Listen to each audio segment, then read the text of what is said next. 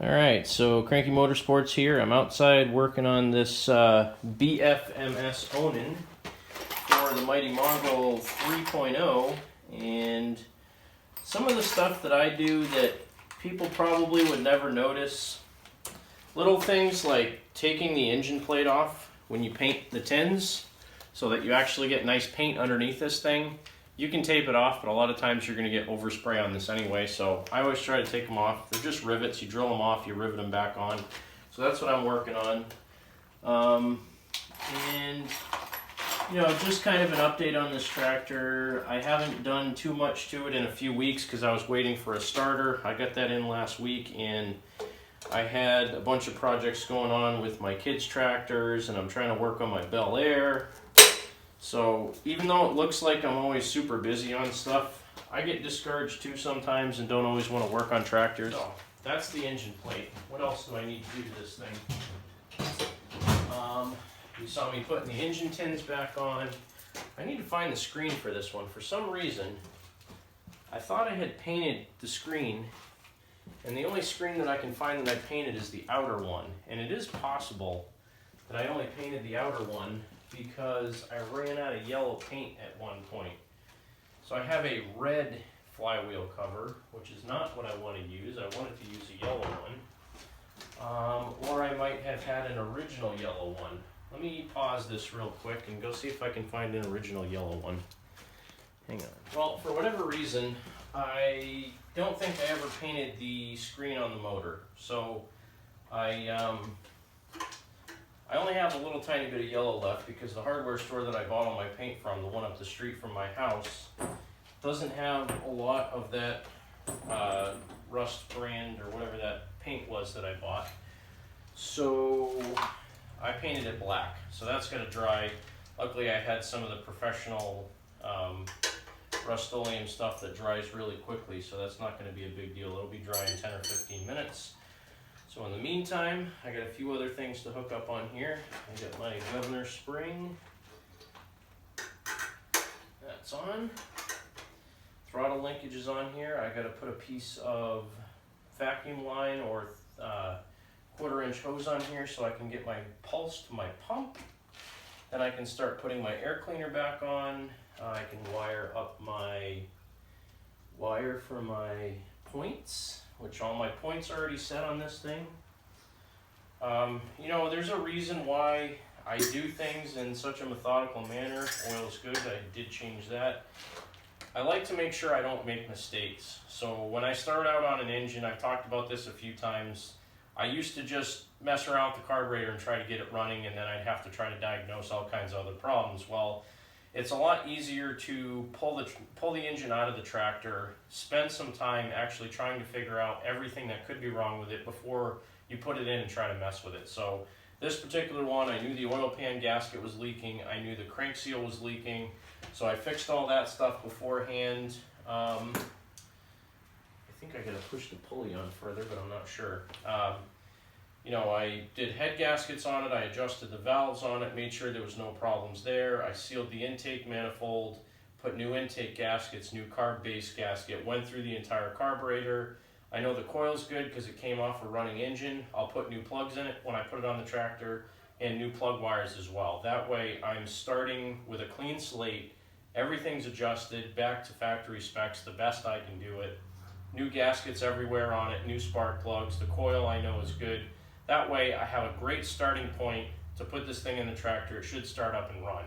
Minor tweaking on the carburetor and I shouldn't have any issues with this. So that's why I do what I do. Maybe it's tedious to some people. Maybe some people don't want to spend the money to put new gaskets on it. I do personally because I've been through this so many times. It's just easier to do it up front, get it over with, spend the money up front. And realistically, all the gaskets I put into this was probably like 45 bucks.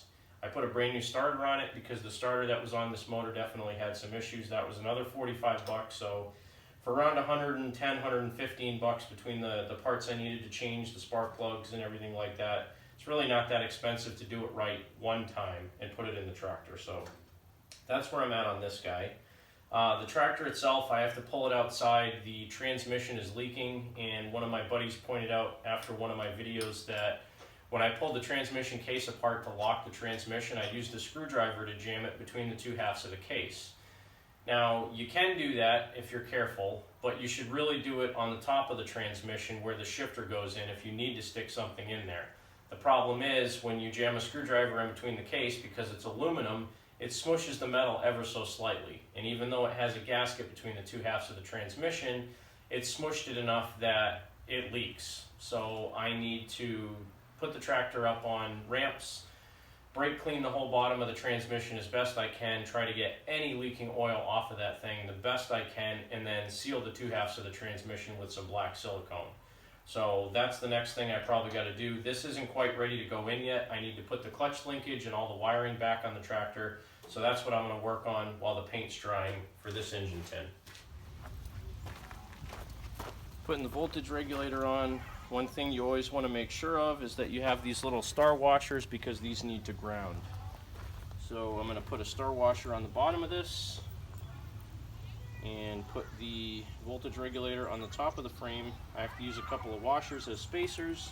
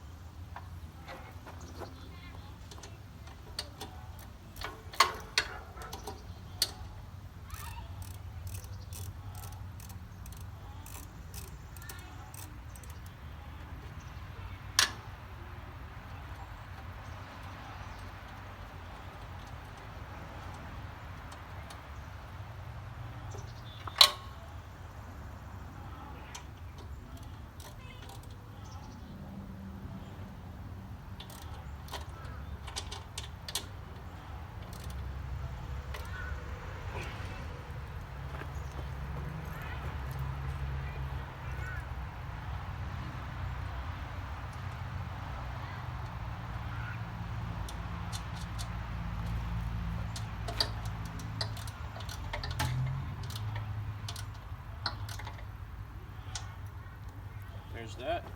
And for anybody that's wondering, this is a TRR 2277 regulator rectifier for an Onan. Bought these off eBay. They were about 10 bucks a piece. That usually fixes charging issues. Other stuff I need to work on: wiring the dash and the ignition switch, which I have up here on the top of my ST12. So these are the ignition switch wire leads that I bought. This has about, I don't know, 14 or 15 inches of wire. That's actually pretty good. You can do most of your wiring just with these wire leads. So I'm going to look at my ignition switch here so I can figure out where the terminals go. Need a wrench for that because I tightened it up pretty good.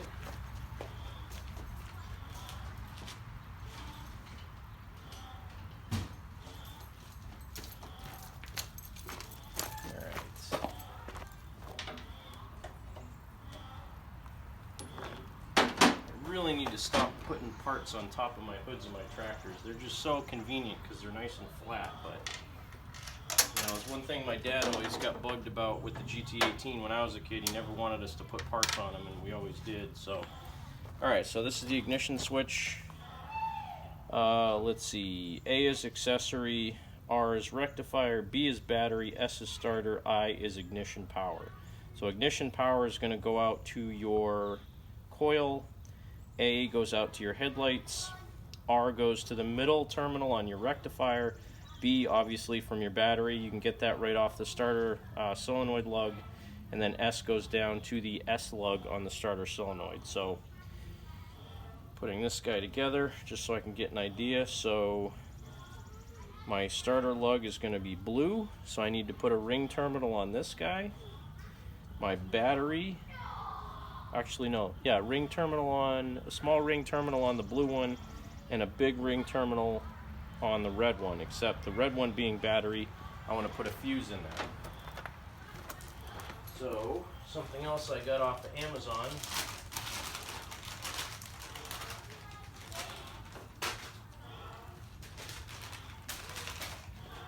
I got about a dozen of these fuse holders. These work really good. They're 14 gauge wire. It also came with like 25 or 30 different fuses.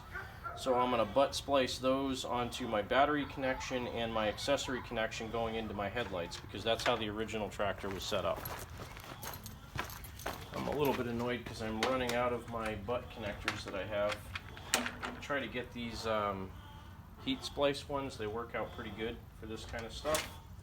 So our red is battery, so this is going to go on here.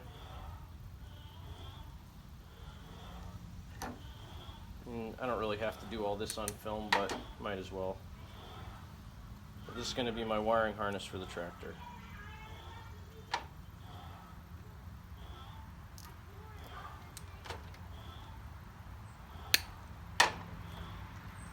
Honestly, these things are really simple. There's only literally 5 wires coming off the ignition switch.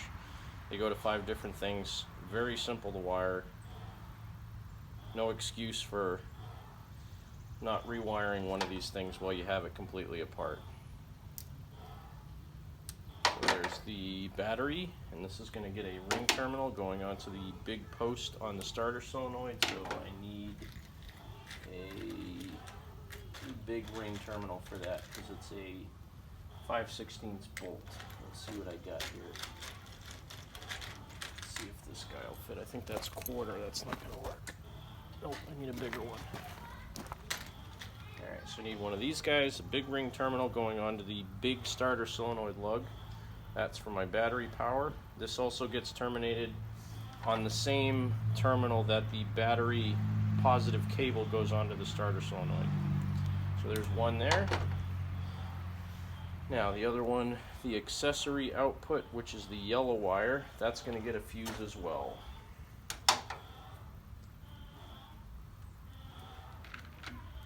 Another butt connector. I'll melt all these later. I don't have my little crack torch with me right now. I call it a crack torch. It's not really. Never smoke crack. Don't ever want to. Don't do drugs. Gave up drinking years ago. Don't smoke. Not worth it.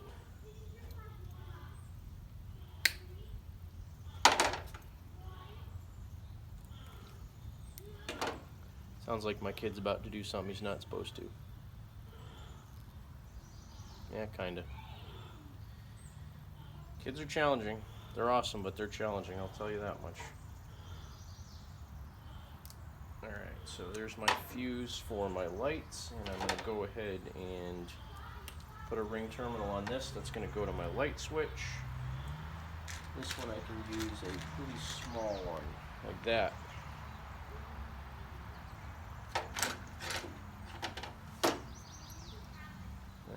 Crimp this guy on there.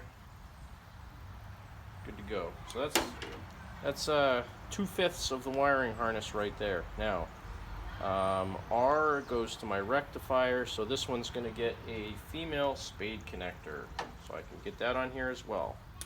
Let me go grab that.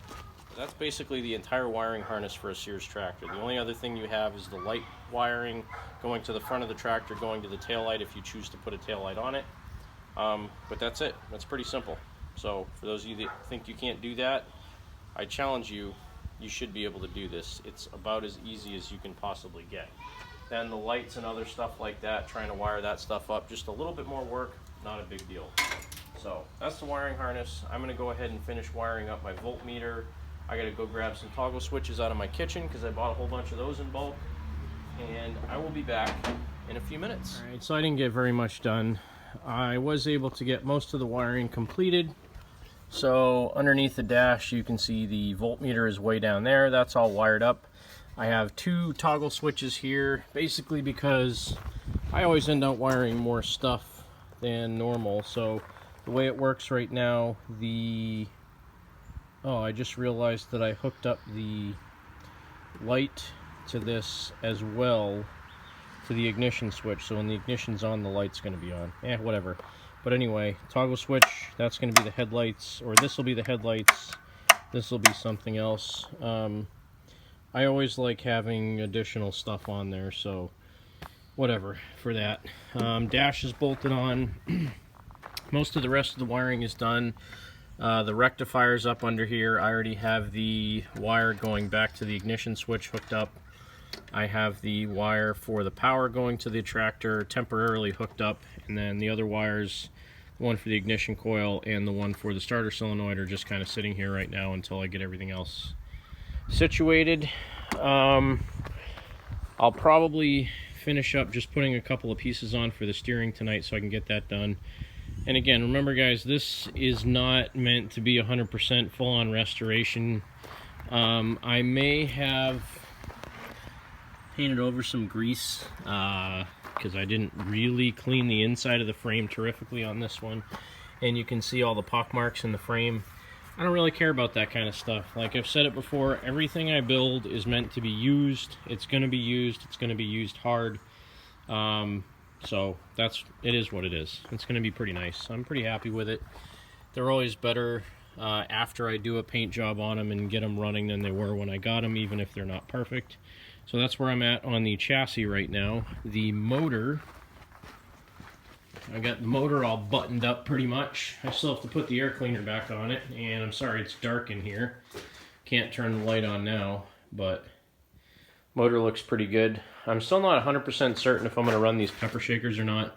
I actually have a set of mufflers off of a GT18 that screw onto the head with a flange, and I could drill and tap the block to put those on if I really wanted to. I may do that. I'm not sure yet. But yeah, this guy's looking pretty good. So that's just about ready to rock and roll. I got to finish putting the steering back together, and I got to put the clutch assembly back on. So I'm going to try to get to some of that tonight, and we'll see where I go from there.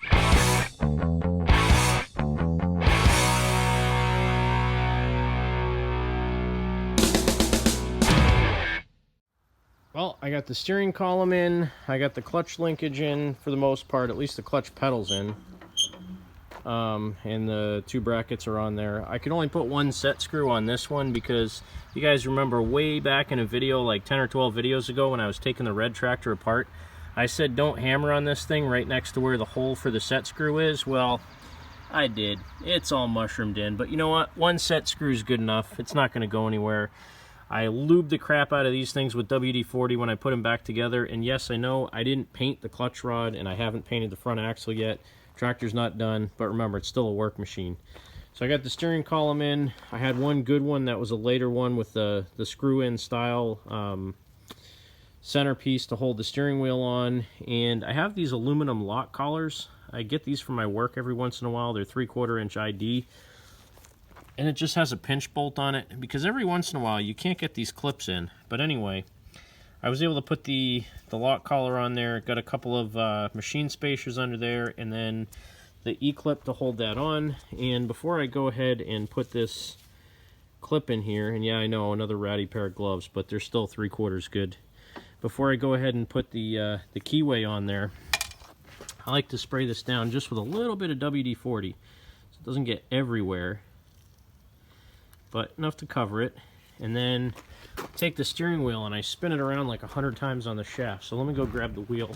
I don't know, I got the 69 wheel, I have a 3-spoke SS16 wheel, and I also have a so I basically just put this thing on and spin it around a whole bunch of times like this. Let that WD-40 soak in there, spray a little bit more on there. The reason I do this is because you want to kind of wear off any of the rust that's on this thing. And by doing this, you're kind of polishing the top of the steering column. So now inside there and all around there is going to be really nasty and rusty, but it's slippery. So if I ever need to take the steering wheel off again, it'll come off next time. And I don't know. I don't know if I like that steering wheel on this. This steering wheel is actually in pretty rough shape. Here's the 3-spoker, and this one's a little bit worn out. I don't know if it's straight, but we'll find out. Sometimes they stink when they're all bent and warped too, but that one looks pretty straight. I don't know, I kind of like the bigger steering wheel on these. A little bit easier to steer, not like I'm worried about the steering on this guy, because this one's got skinny eggs on it, so it'll be easy to steer, but I don't know, I kind of like the bigger steering wheel off the SS16. Let's get that guy off, and let's see what the roper wheel looks like on here.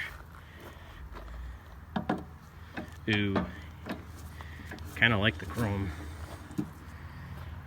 Yeah, I might have to go with the chrome. I stuck one of these on the D10S. I also have one of these on the red roper that I restored. I think it might have to be the chrome. That looks pretty sweet. Yeah, that might be the one. It's a nice wheel. I like these. I like it. So, probably going to go with the chrome one. I think it just adds just the right amount of flair to it.